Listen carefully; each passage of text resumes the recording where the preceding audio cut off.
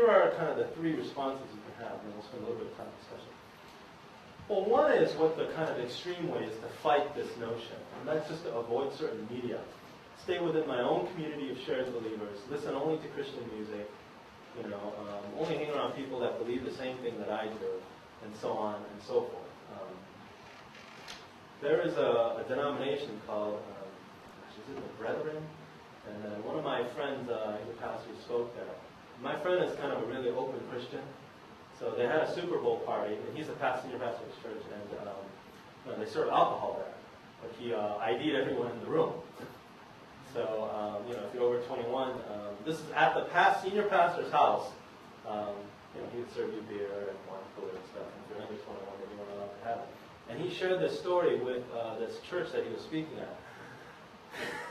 And the people just kind of gasped, like they just didn't know how to react to this statement. It's because they have this attitude, fight. And to a certain degree, all Christians kind of have to fight the culture, but this is more of an extreme fight. I'm just going to avoid this altogether. I'm going to avoid seeing movies altogether. I'm going to avoid watching television altogether. I'm going to avoid, well, you guys probably don't do this, you're too young, but there's some older people, I'm just going to avoid going online altogether. I'm just going to read things that are Christian, do things that are Christian. Most of our churches and cultures, we're heading toward this model, the flow model. Use all and every available resource to share, to study, to preach the gospel. And that's probably what most churches do. They show video clips. There's a church out in LA called Mosaic, and the pastor is a guy named Erwin McManus, and he's got a really unique way of preaching. Their churches, they say, for the artists. So a lot of times in the services, his sermon will be broken up into 3 or 4 different points.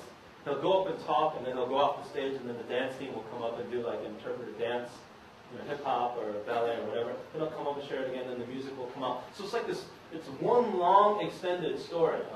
So Mosaic really believes in the flow, and particularly for Hollywood. I notice in Southern California, people don't read. They just watch, movies, television. Maybe it's true here, I don't know. But in Southern California, I was shocked. I was talking about Herman Hesse, some of these authors, and I've been to several churches where not a single person read anything or ever heard about Herman Hesse. Maybe you're having the reaction that they're having.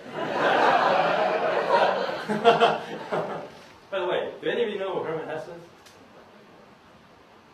Okay, that's actually more than some of the churches that I went to. And again, it's because all the images are just kind of given to them.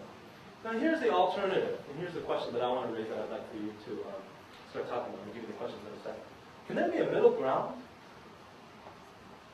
And is this what we want, the middle ground?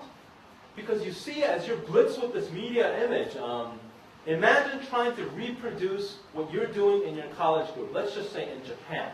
Let's just say, where everything is expensive, a lot more expensive than here, and the church is really poor. How would you be able to share with the Japanese people there what it's like to do a college ministry? You could not apply this paradigm to them because they just don't have what you have. In fact, they'll never have what you have. Not yet. They just won't have it. It's just too expensive.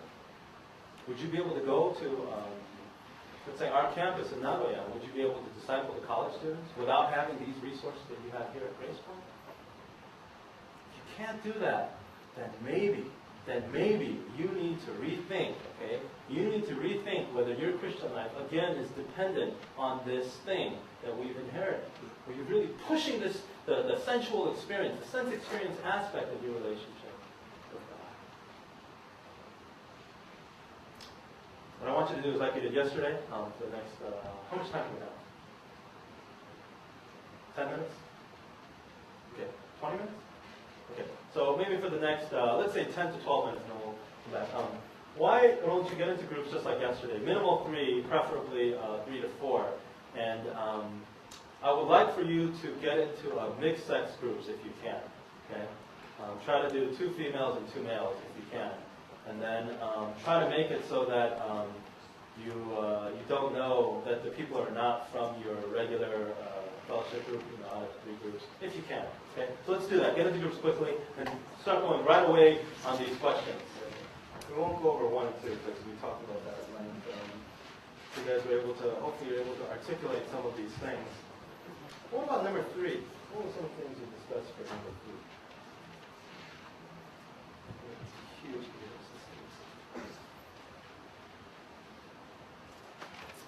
notice I picked things that weren't, you can watch TV, you can read websites, you can go to movies, you can watch YouTube, What were some of your thoughts on what some of the effects of watching all these kinds of media, in particular being inundated with respect to your personal life? Any thoughts on that? What are some things you share? I'm going to share that it gives you, I guess it conditions us for really short attention span. So, like some of us share that if we don't, if we open re9 and start doing stuff, then to turn away from that and open up a Bible, we could read some medical stuff. It seems like our attention span expires and we just can't pay attention. I mean, it's kind of boring in one sense, right?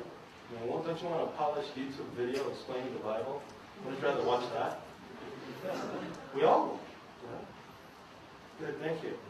Anyone else? What did you guys talk about here? Problem with Facebook. What's the problem? Just like the idea that it's too easily allows people to create alternate personalities or put up this presentation that is not like you're only seeing what basically that person wants you to see, and there's no genuine relationships created online. It's very easy to put up masks, something that us as Christians shouldn't be for at all. But the outlet for it, I'll say, like it at some points on Facebook, it makes people in reality look for events to partake in solely to report on Facebook. Engage in things just because you're thinking later on you're going to post it online. Oh wow, that's excellent thought. Excellent thought.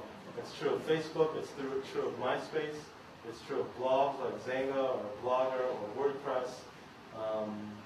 And you can kind of create this alternate version of you, sometimes a very spiritual version of you, right? Praise the Lord. Think about Visions 1%. One more, and then we'll stop. Someone else. What did your group talk about?